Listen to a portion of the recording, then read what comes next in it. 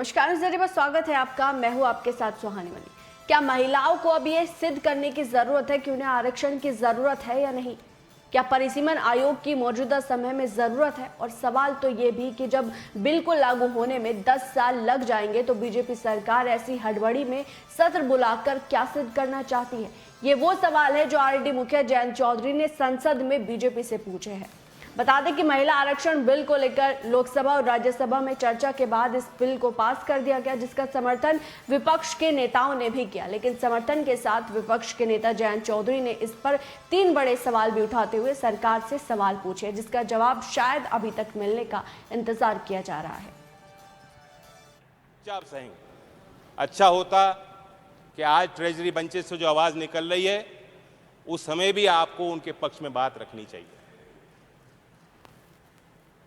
मैं मानता हूं कि इन चीज़ों का समाधान तब होगा जब हम जैसे लोगों की संख्या ऐसे सदनों में कम होगी और महिलाओं को खुद एजेंसी मिलेगी और खुद अपने नेतृत्व को आगे बढ़ने का मौका महिलाओं को as a voter, as a supporter and as a leader मिलेगा।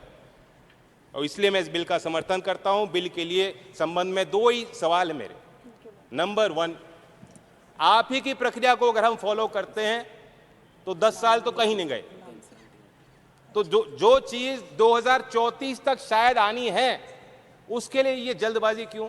स्पेशल सेशन होगा, पहले बताया नहीं जाएगा क्या बिल है और उसके बाद जल्दबाजी में ये लो बिल और पास करो। क्या मजबूरी? विंटर सेशन में भी ला सकते थे।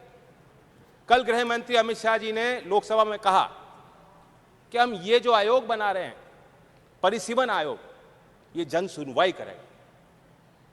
क्या महिलाओं को आरक्षण देने के लिए हमें जनसंख्या तलाशनी पड़ेगी? जिले जिले में जन सुनवाई करनी पड़ेगी? क्या आज भी महिलाओं को आगे आके गवाही देनी पड़ेगी कि हमें आरक्षण दो? फिर दोबारा मांग उठानी पड़ेगी, फिर दोबारा विरोध झेलना पड़ेगा? तो इसलिए परिसीमन आयोग की कहीं कोई आवश्यकता नहीं।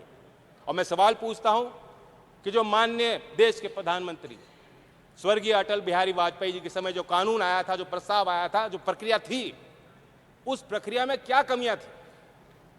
बाकी आगे पीछे जो प्रस्ताव थे उन्हें भूल जाइए, आप वाजपेयी जी को क्यों भूल गए?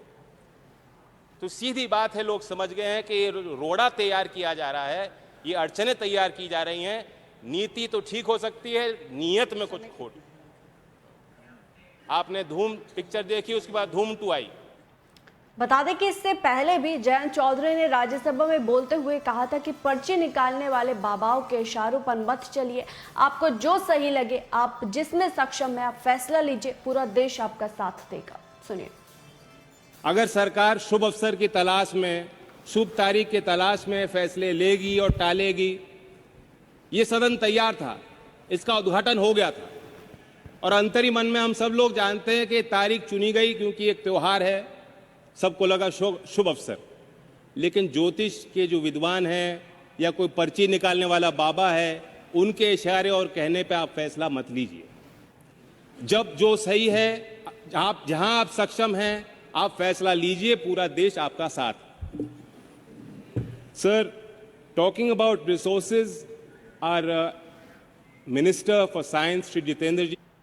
आपको ये भी बता दें कि संसद का विशेष सत्र बुलाने से पहले विपक्ष ने काफी सवाल किए थे कि क्या बीजेपी त्योहारों के समय इस सत्र को बुलाकर क्या साबित करना चाहती है। अनुमान तो ये भी लगाए जाने लगे थे कि सरकार देश का नाम बदल सकती है, यानी कि इंडिया से भारत कर सकती है, वहीं 1 नेशन 1 इलेक्शन जैसे मुद्दों पर भी बिल लेकर आ सकती है, जिसके विरोध की तैयारी में भी विपक्ष नजर आ रहा था। लेकिन सरकार के द्वारा लाए गए महिला आरक्षण का विपक्ष ने समर्थन तो किया है, लेकिन इसके साथ साथ सवालों की बौछार भी की है। बहरहाल इस रिपोर्ट पर आपकी क्या राय है, आप क्या समझते हैं, वो जरूर कमेंट बॉक्स में बताएगा। मेरे साथ फिलहाल इतना ही, मुझे दीजिए इजाजत। नमस्कार।